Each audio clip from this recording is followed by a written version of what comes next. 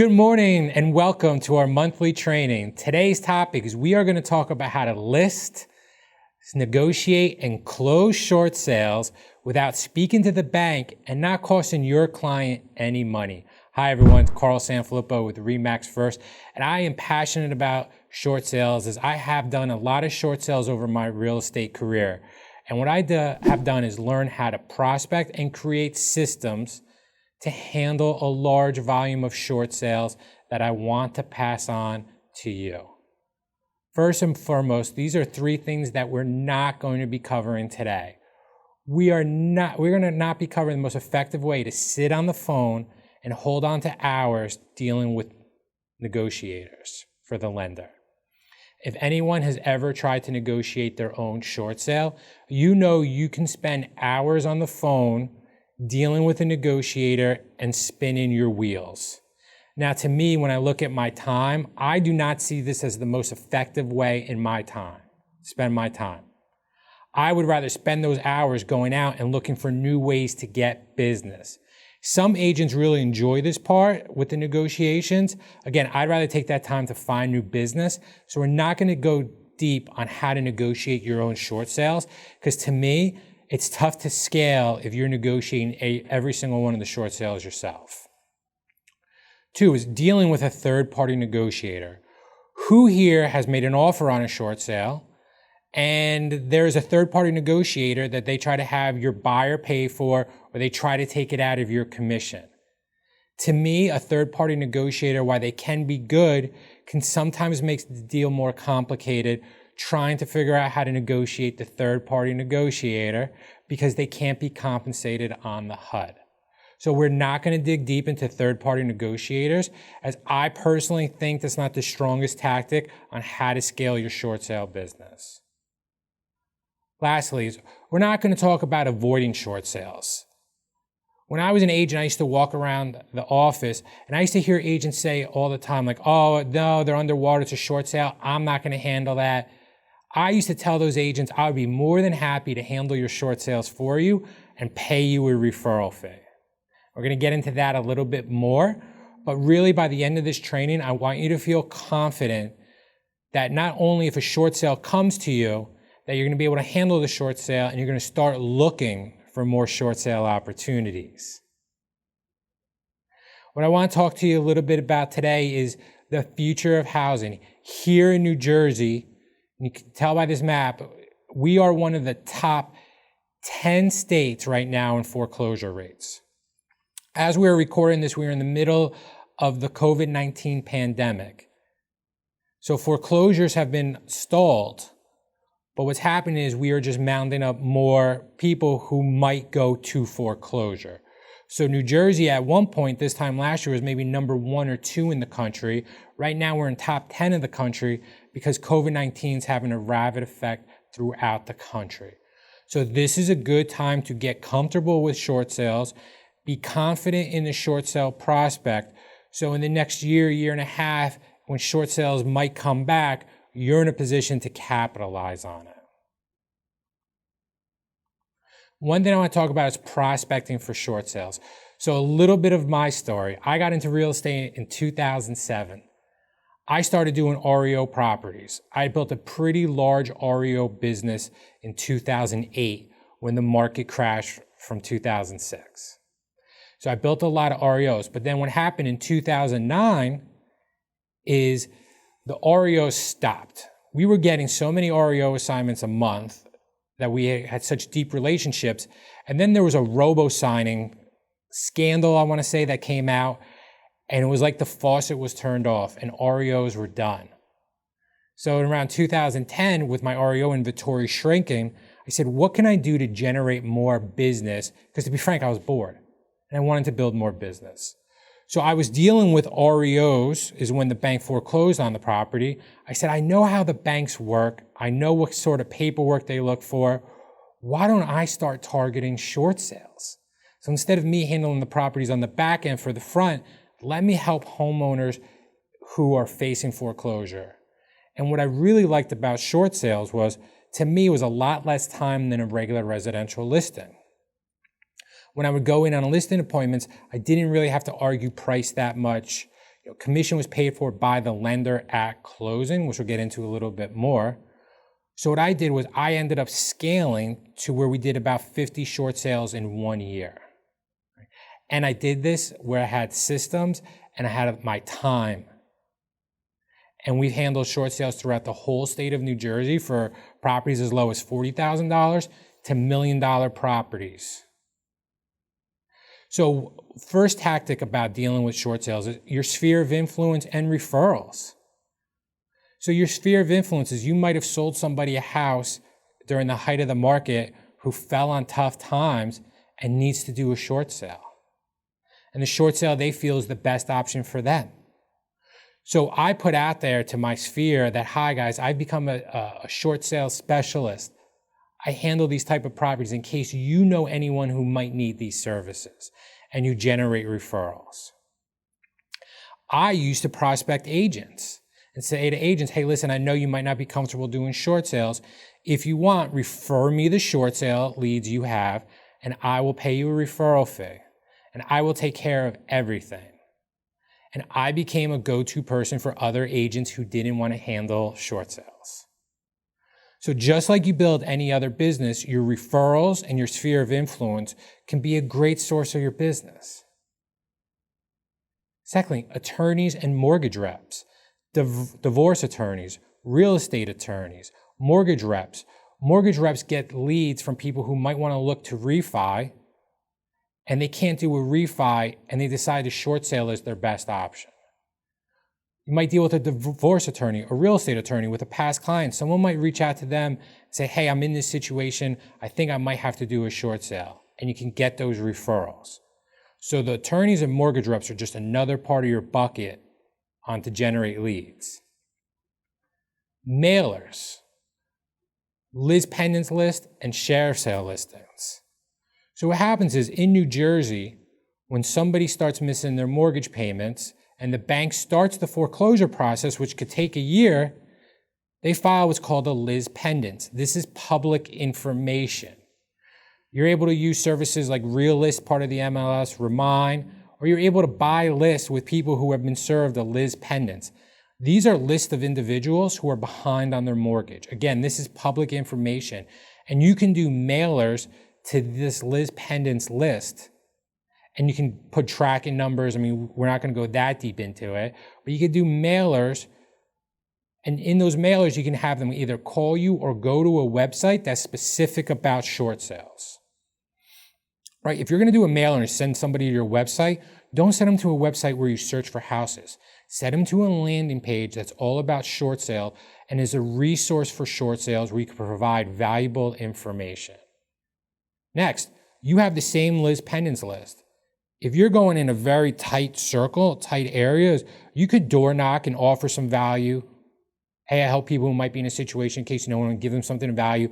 You could do door hangers. You could do the same steps you would on typically a residential real estate listing with your Liz Pendant's list. SEO, Google pay-per-click, and Facebook ads. So if you have a website, New Jersey Short Sale Specialist, shortsalespecialist.com, whatever the website might be, is you can have services that will help you rank in Google on the first page. So a lot of times what happens is the homeowner will call the bank will say, hey, listen, you can either do a loan modification or you could do a short sale, and you should find a short sale specialist.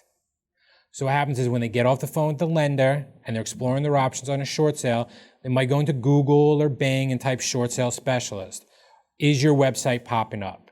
You could pop up in a couple of different ways. You could pop up with SEO, search engine optimization, or you could do Google pay-per-click ads.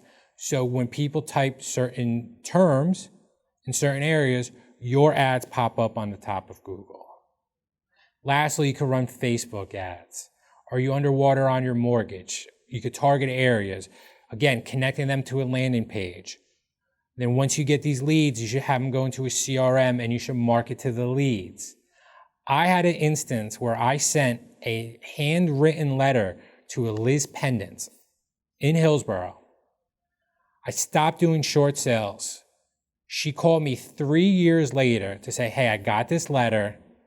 I need to do a short sale. And for some reason, I've kept this letter. because I felt like I might need it at some time. So, right, you can't measure the immediate response. Did you send a mail and get a call? Because some people might be hanging on to that. I always say you get attached to the process of prospecting. Don't get attached to the immediate result. Right?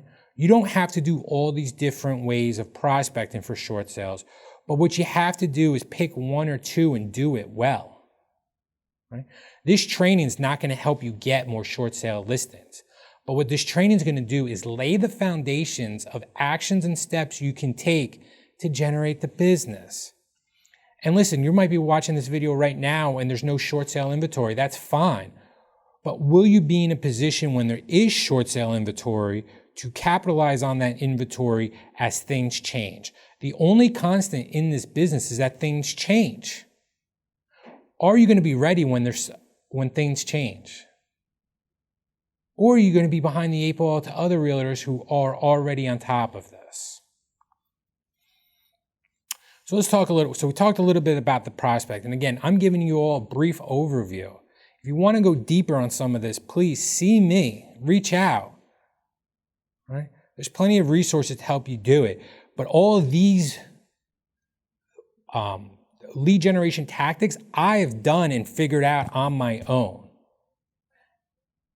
And for agents in our offices, we have a lot of this marketing stuff already created in the center that you could repurpose to yourself. And if you're looking to get a list, there's websites like ListSource, ListSource is a big one. There's plenty of list companies where you could buy this information, or you can pull it out of the MLS tax records through Realist or Remind. Right? The information is there. It's just what you do with it. Right? Again, now the website, I built a quick, simple short sale landing page, a Bouge, which is the Remax system. You create a quick landing page all about short sales. If you're using KV Core, you could build a landing page that's all about short sale, and once someone fills out that information, it puts them into an email campaign and text message. Right? It's just marketing. Marketing for short sales is no different than marketing for regular residential listings or anything else. It's just applying it to a different niche. All right? Let's talk about managing the short sale process. From the first time a homeowner calls you until you meet. This to me is crucial. I've talked about tracking phone numbers before. So anytime I had a short sale lead marketing campaign, I would have a specific phone number that I would use. So when that phone number would call me, I would save that number and it would actually ring short sale lead. I knew to pick up that lead and I knew which direction this conversation was going to go. Now there's plenty of services like Call Fire, Better Voice that you can use to get these phone numbers, or you can simply get a free Google Voice phone number and set it up. If you're interested in setting up tracking numbers or learning more about it, feel free to reach out to me. We've helped set up a lot of agents do this, just in their regular business. But I wanted to know in my busy day that when my phone was ringing, I wasn't missing any leads. Because who here watching this has had a lead call them, you missed the call, and for the life of you, you can't get that lead back on the phone? Right? So what we do is when they call is we are ready to pick up that lead and work with them. And vice versa, if we got an email inquiry from our leads website, it would go into our CRM where we would send out a video and put them on an email campaign. Right? It's marketing, and it's just marketing to a different niche. So for the first time we speak with the homeowner, we say to the homeowner is, listen, our services are completely free. We understand you're in a situation with a short sale, and this is the option that you feel is best for you. I'm never going to charge you or ask you for a dime. But what I'm going to ask you for is your time. And you're like, what do you mean you're asking me for my time? There are documents that I'm going to need from you for the short sale package, where I am only asking you to get me the documents that I need in a timely fashion, because if you don't, I can't help you. And if you're not getting me what I need, is I will release you out of the listing, as I don't want to waste your time nor my time. These are the expectations I have working together. Does that sound fair to you, Mr. and Mrs. Homeowner? And the reason I do this is I set the expectation up front of what I expect. I am taking control of the situation, which I see too many agents afraid to do. But I only get paid on a short sale, or you only get paid on a short sale at closing. So if I'm not getting the documents and everything I need to successfully get the negotiation through, it's not going to work. And I don't want to waste my time. So I tell them up front, I'm going to say, I'm going to email you a checklist of documents. Start putting those documents together. I also walk through the process with the homeowner of saying, hey, this is what happens. We list the house, an appraiser comes out, based on their situation. I try to get them to speak to an attorney that I refer or that they have about the situation so that they know the legal ramifications. I never give tax advice or legal advice. I never say that it's going to be deferred and that they won't get a 1099 on the sale of the house for the debt that they got forgiven. I let the attorneys and I let the lawyers explain that, right? And I tell the homeowner, I never guarantee a successful short sale. What I could tell you is that I could guarantee you that we're going to do our best and put you in the best position to get a short sale done, but I can't guarantee that the lender's going to do this. And I always remind the homeowners, the contract's between me and you, not me and the bank. The bank is just a third-party contingent of it.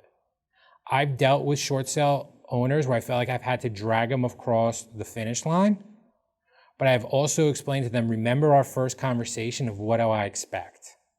And I've also had homeowners who weren't getting me the paperwork and everything we need, and I said, hey, thank you so much, but at this time, I'm just gonna have to release your license. I understand if you're not ready to, your listing. I understand if you're not ready to do a short sale, but I can't keep trying to help. You can't help someone who doesn't want to get helped. So I set that expectation. I tell them, I'm going to be coming out to your house on whatever date we agree upon, okay? What I need from you there is I need both people, whoever has the authority that must be on the listing agreement there. I'm going to take pictures. I need the house ready for pictures. Will you have that all done by Sunday at 3 o'clock or whenever we're supposed to meet? Yes, great. People say, well, why do you do that? Is when I go to that house, I want to get all my paperwork signed that I need, any third-party authorizations, anything that I need signed. And I would show up with the listing agreement, everything I needed signed with stickers that would say sign here, sign here, sign here, sign here.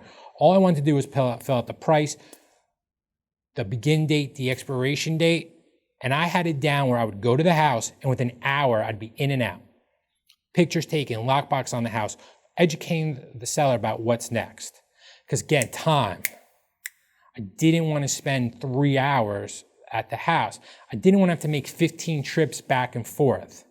I had the lockbox. I had everything with me. I had a professional camera to take pictures so I could get into it and get out and go once. Right? And then when I scaled it, I had someone working with me that I was able to give them the file, they'd negotiate a licensed person, and then we'd pass it off to the attorney who handled the negotiations. This is how we were able to scale and save time. And what was great about this was I didn't have to worry about doing open houses. I didn't have to worry about doing broker opens. I was providing a service to the seller.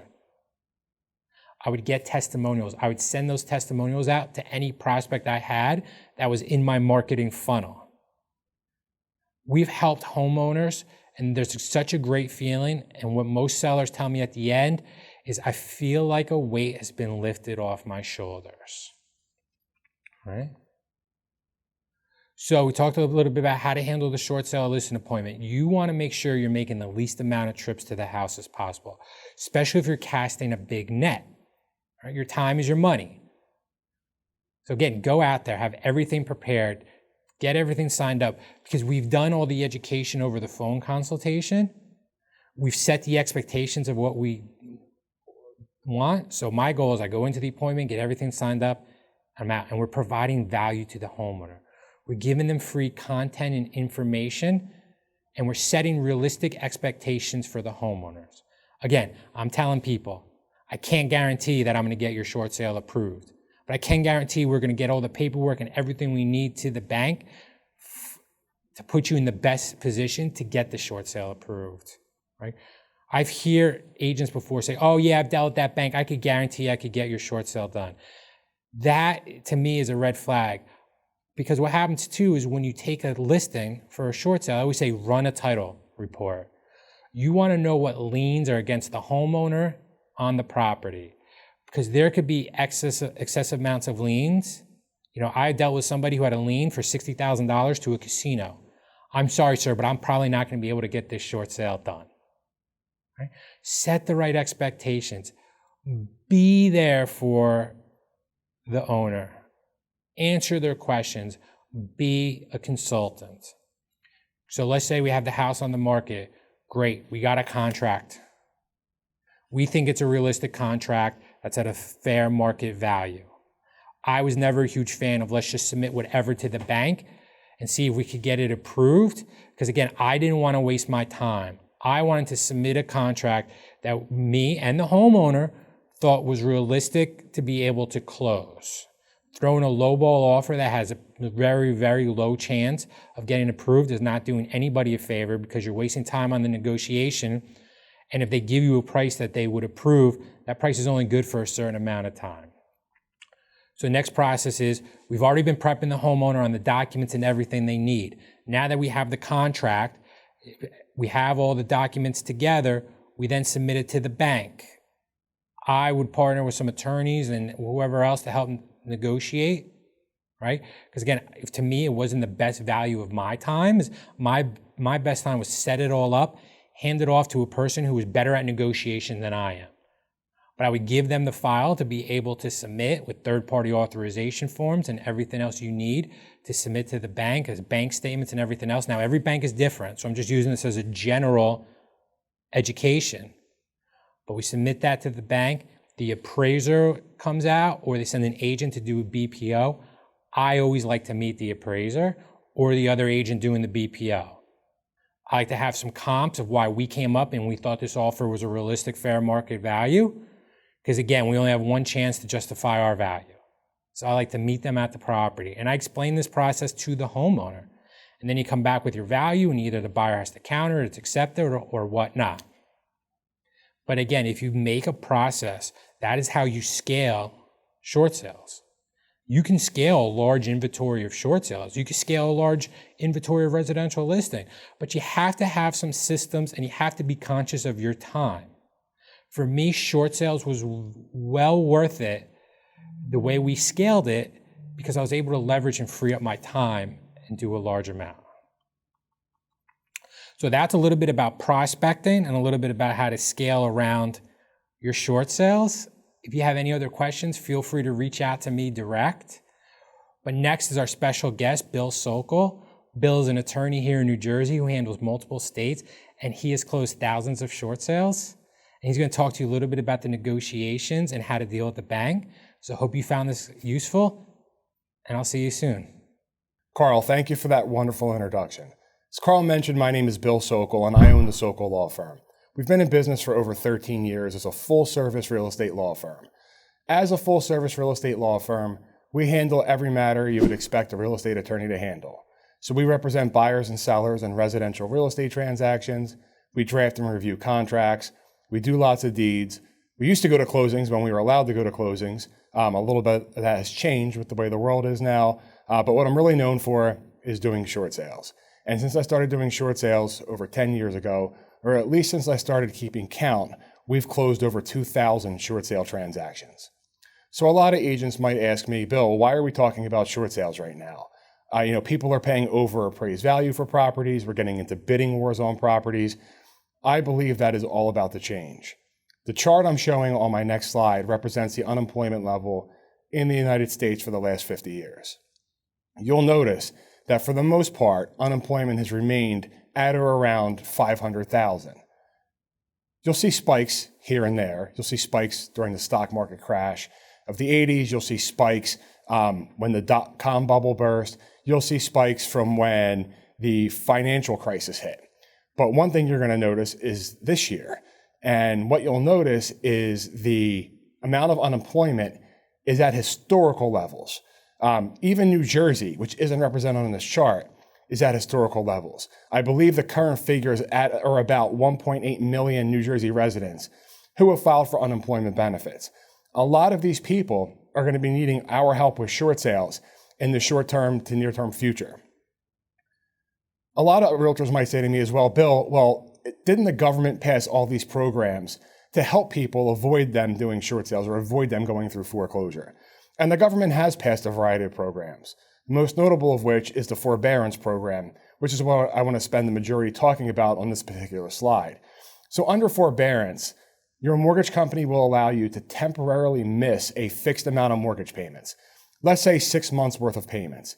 After the 6 months goes by, you have to resume making your normally scheduled mortgage payments, and the 6 payments you miss get added to the back end of the mortgage, meaning you don't have to make those payments until you go to sell the property, or you go to refi the property, or the loan matures after 30 or so years when you pay it off. You won't incur any late fees. You won't incur any credit damage. So while it sounds like a great program, the success of this program is based upon the fact that you'll be able to go back to making your normally scheduled payments when it's over. And that's where this program fails. Everybody who lost their job, or their spouse lost their job, or their business failed, has to go back to making the same exact amount of money they were before the crisis hit. A lot of people aren't being able to do that. A lot of people are without jobs, or they're unable to get a job paying the same amount of money. And when that happens, you're no longer able to afford your mortgage. And when you fall behind on your mortgage, you may end up in the foreclosure process, and you may end up doing a short sale as well. The clients who are coming out of forbearance are going to be the main targets we have for processing their short sales. They're going to be our main client base in the next year to 2 years, because those are the ones who are going to be behind on their mortgages. When I used to do these presentations 10 years ago when I first started doing short sales, everyone knew what a short sale was because it was basically the hottest thing in the real estate market. A lot has changed since then, and even though I'm still doing plenty of short sales, there's a lot of agents in the business, especially new agents who have never done one before. So now when I do these seminars, I always start with what the definition of a short sale is.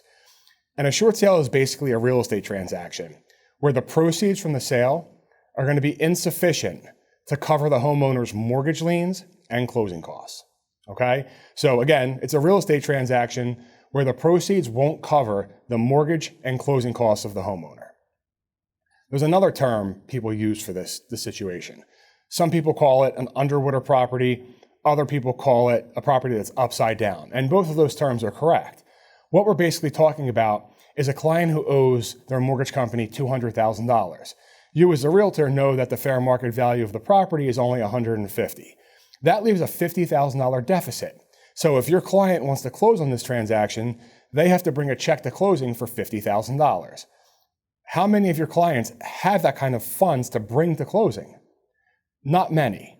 And so what makes a short sale so great, and why people in this position are doing short sales, is because in a short sale, that $50,000 difference gets eaten by their mortgage company. In other words, the homeowner gets to break even rather than bringing that check for $50,000 to closing. The bank will eat the money. Let's look at how a short sale situation comes from the beginning. Let's take a look at a short sale scenario from the very onset of financial hardship. On this slide, we have my friend Amanda. Amanda is going through some sort of negative financial circumstance. Maybe she's getting divorced. Maybe she lost her job. Maybe she's having COVID quarantine issues and is unable to get a job at the same value she had before. Either way, Amanda's in financial distress, and she's looking at her bills, and she's starting to realize she can no longer pay her mortgage. When a person realizes they can no longer pay their mortgage, what they'll typically do is they'll call a realtor to come evaluate the property. Amanda's going to call you, ladies and gentlemen, to come to the property and hopefully list it for sale. But in the case of Amanda, you're going to have a very difficult job because you're going to have to explain to Amanda that her property is upside down or underwater, or that she needs to do a short sale. And once you do that, Amanda's going to start hammering you guys with questions. She's going to ask, do I continue to pay my mortgage? She's going to ask, do I have to make repairs to the property? She's going to ask if she's going to have to bring money to closing. She's going to ask what's going to happen to her credit. She's going to ask if she's going to owe the IRS any money as a result of doing the short sale. These are all, or for the most part, complex legal questions that you don't want to answer. So when Amanda starts asking you those questions, I want you to refer Amanda to me. Refer Amanda to me so that I can address all of those legal questions for you. I can tell Amanda not to pay her mortgage. I can tell Amanda that she's not going to owe any money when this is over. I can explain to Amanda what the consequences or the tax consequences of doing a short sale are. I can also explain to Amanda that me and you, agent and attorney, are working together as a team in her time of need to try and get her out of this distress. I can also manage her expectations and answer any other questions she has. The consultations, aside from being free, are essential to the short sale process, and every single one is scheduled through my office. We try to make the short sale process as easy as we can for our realtor partners. People like to overcomplicate short sales for no reason. We try to keep the process down to 3 steps. Number 1, find the short sale listing. Find the short sale listing so that I can have that consultation. Number 2, sell the property for as much as humanly possible. Sell the property for fair market value. Don't undersell it. Sell it for what it's actually worth in the current market and its current condition. And then finally, send me the agreement of sale. That's all you have to do, right? Once I have that agreement of sale, my staff will begin collecting paperwork from all parties involved, formulating a professional short sale package, sending it into all the mortgage companies, and negotiating to a conclusion. And clearly, if the short sale gets approved, we're going to coordinate clearing title and settlement with the title company, and we're going to prepare all of the conveyance documents, get them signed ahead of time, and get them overnight at the title so we can close in a timely manner. But why would you want to use an attorney at all? I mean, when I used to do these presentations live, there were certainly always realtors who still handled short sales on their own. So when someone asked me, why should we do a short sale with an attorney as opposed to processing it ourselves, I have 3 big reasons. The first is the time factor. Anyone who's ever been involved in a short sale understands that they take a very long time to process. You literally have to be chained to your desk, right? Come to my office. My girls and my attorney are chained to their desk, right? They're literally on hold with the mortgage company, texting realtors updates and emailing clients for paperwork. That's what needs to be done if you're going to process your own short sales. You can't be out showing houses because if Bank of America calls you on your short sale and you don't answer, you might have lost a week in processing time. So as agents, your time is much better off showing houses and getting listings. Let my staff, who is getting paid for it, handle the short sale processing. Number 2, you get to avoid being sued, right? Who doesn't love avoiding being sued? Nobody wants to be sued, right? The unauthorized practice of law is one of the biggest reasons realtors get into legal trouble. I'm not saying that processing your own short sales makes you a lawyer or crosses over into the unauthorized practice of law, but it gets close. And certainly the questions your client's going to ask. Remember, I mentioned them a moment ago. Do I pay my mortgage? Will I owe the IRS any money? These are legal questions. These are only questions that a lawyer like myself should be answering. Having me involved in the process ensures that you get to deflect those difficult questions onto me. And the best part about using an attorney or a law firm to handle your short sales, especially us, is that there's no charge for my services. I don't charge the homeowner. I don't charge the realtors, the buyer. I get paid by the seller's mortgage company. And I get paid at closing, and I only get paid if I'm successful. So you truly have nothing to lose having our firm involved in your short sale processing. If I'm right and the number of short sales greatly increase, I want you to understand there are certain pitfalls you want to watch out for. There are certain things that are going to make the short sale more difficult than it needs to be. The first thing you want to watch out for is uncooperative sellers. For example, a seller who won't give me paperwork. Obviously, to do a short sale, I need bank statements and tax returns. If the homeowner is not going to give me that stuff, they can't be a short sale client. You also want to watch out for divorce situations. A lot of short sales come from divorces. You want to find out from the very beginning which of the 2 spouses it needs to be involved in the short sale process.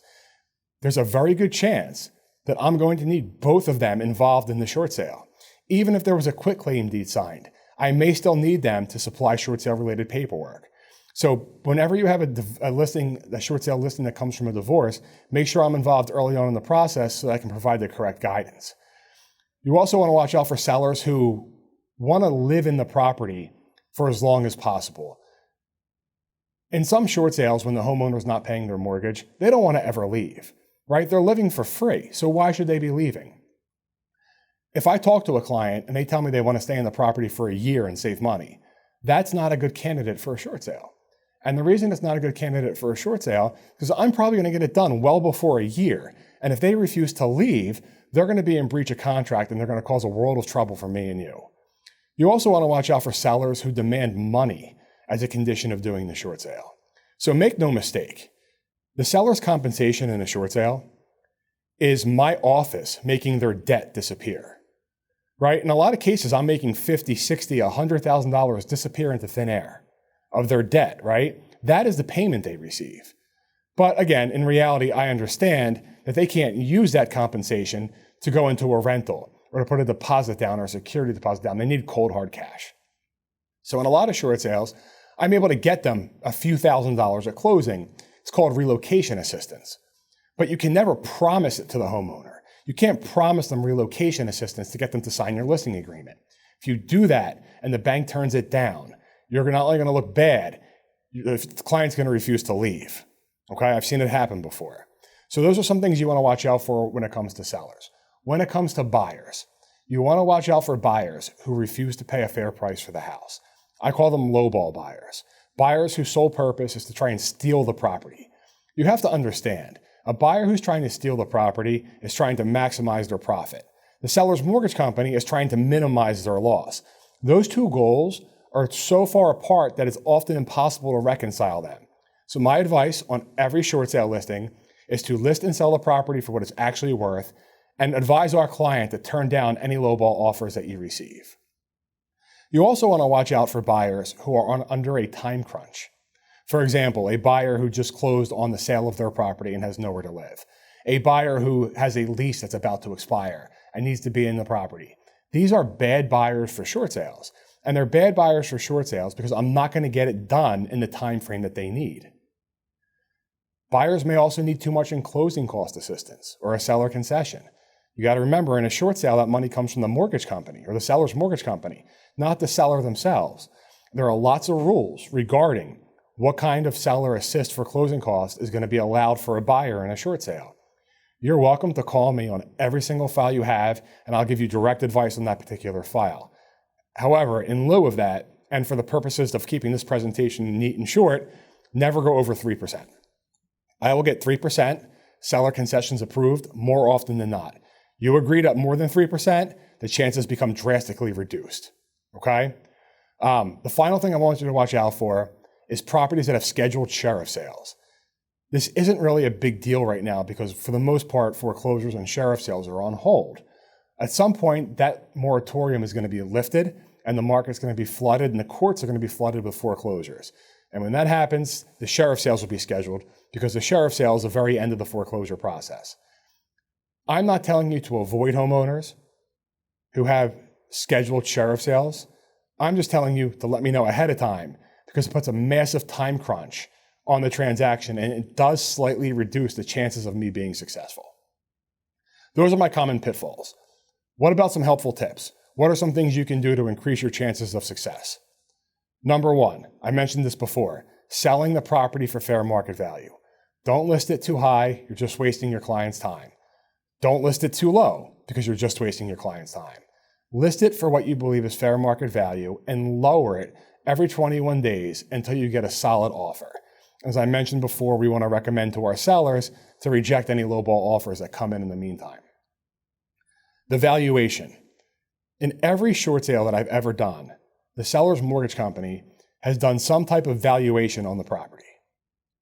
When I say valuation, I'm basically meaning an appraisal or a broker price opinion or something along those lines, right?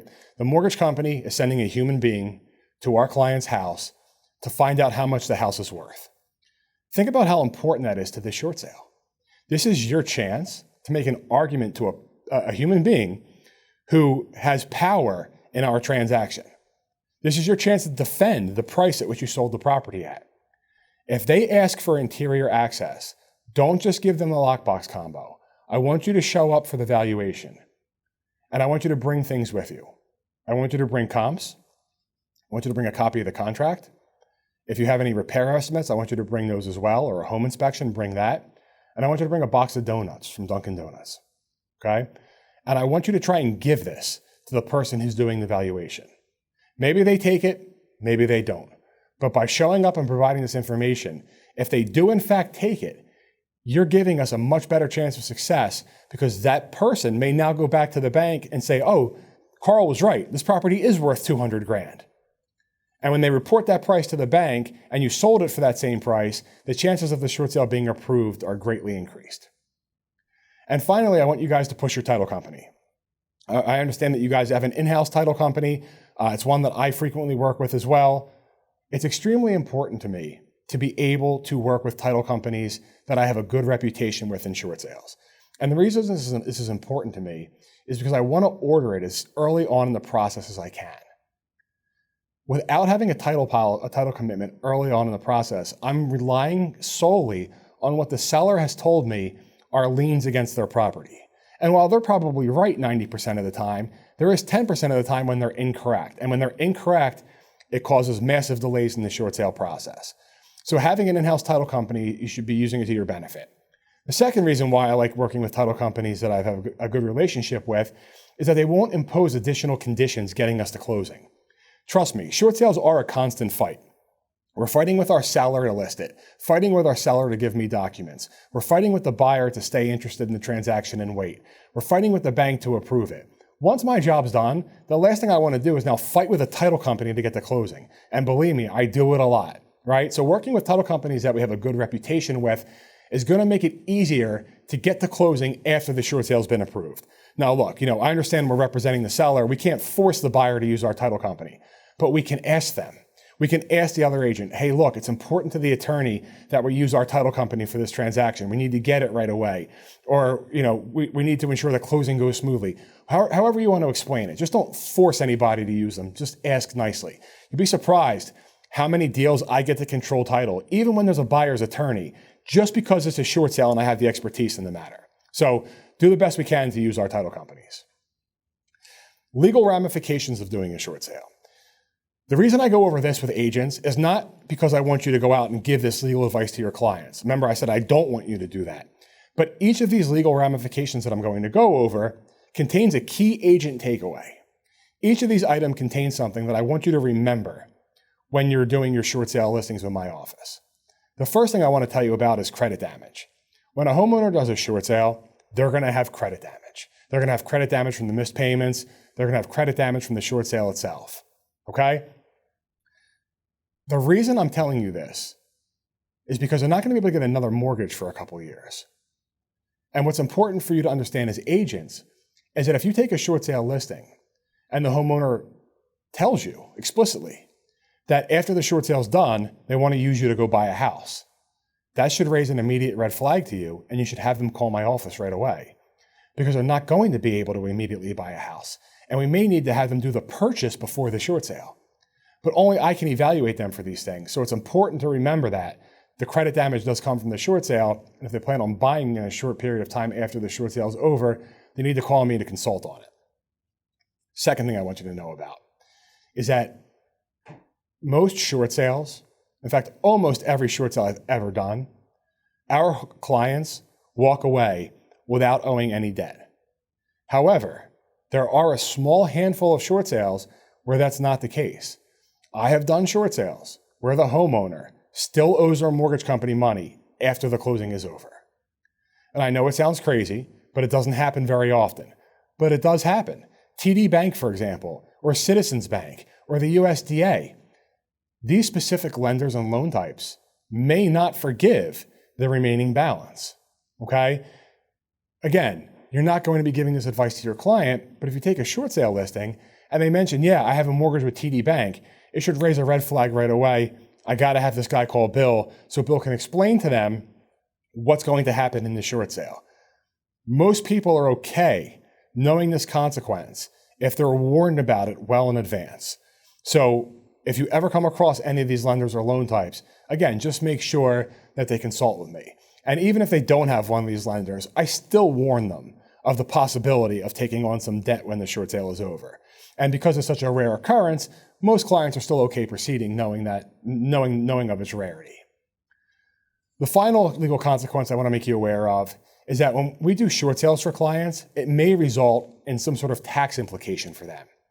When you do a short sale and it's successful, I mentioned before, the mortgage company is most likely going to forgive whatever debt is left over. You guys might remember my Pac-Man slide before, where I said that the $50,000 difference gets eaten by the bank. In a short sale, that $50,000 difference is considered taxable income by the IRS. And the homeowner is issued a 1099, same way you're issued a 1099 from RE/MAX. Okay? And a homeowner may be required to report that as income and pay taxes on it. However, it's extremely unlikely that our clients are going to have to pay any money to the IRS. Out of the thousands of short sales I've done, I've only had a handful of clients that actually were responsible for paying the tax on the canceled debt to the IRS. Okay? There are a number of loopholes our clients can use to avoid this. And I go over all of these loopholes during our consultations with the clients. If you'd like to learn more about those loopholes, you're welcome to call me on my office or my cell phone anytime, and we can talk tax law for as long as you'd like. But for purposes of this presentation and the key agent takeaway, what I want you to know is that this also applies to foreclosures. Okay? And I envision a situation where a realtor that I work with is on a listing appointment and they tell the homeowner it's going to be a short sale, and the homeowner starts acting crazy and tells the realtor to leave their home. The homeowner says, my coworker did a short sale and he owed the IRS $5,000. So now I don't want to do a short sale at all, right? They're going to tell you to get out of their house and they're going to walk away from the property. What's important to me and what I want you to understand is that if they're going to walk away from the property and let the bank foreclose, then they're also going to get that 1099. So what you're going to do, rather than leaving the house, is say to this person, look, I'm not an attorney, I'm not a CPA, but I understand that this tax may also apply to foreclosures. Why don't you call Bill Sokol, the attorney my office works with? He'll explain everything to you. And then I'll be able to not only give them the correct legal advice, but also save that listing for you. So just to summarize my procedure, if you didn't know me before, now you do, and you do understand that we specialize and handle thousands of short sale transactions. We have the staff and the expertise to handle the files that you bring to us. And speaking of bringing them to us, I'm expecting you to bring me a lot, because I strongly believe that when forbearance programs end and the market gets flooded with more inventory like foreclosures, prices are going to go down and people are going to be in trouble. It's going to give a rise to a number of short sales that are coming in, and I'd very much like to work on them with you, ladies and gentlemen. I make your procedure as easy as possible.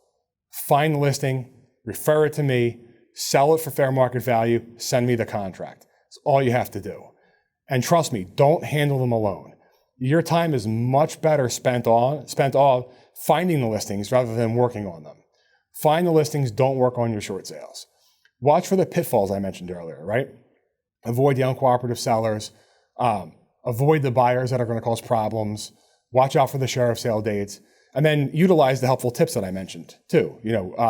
Attend the valuation, selling it for fair market value, pushing our title company as much as you can.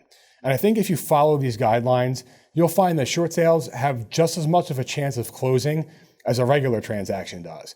And trust me when I tell you that helping people in their greatest time of distress, and in addition to being, it makes you feel good inside, but in addition to that, you're going to have a client for life. And they're going to use you again when they go to buy in a few years, when their credit gets repaired. And they're going to refer you and me to all their coworkers who never got their jobs back and all their neighbors whose houses are now in foreclosure.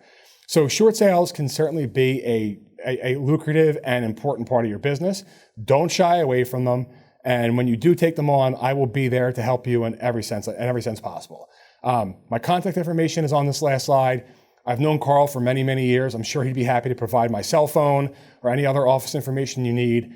I want you to call me, I want you to email me, and I want you to text me on any questions you have anytime. Thank you, and I look forward to working with you all.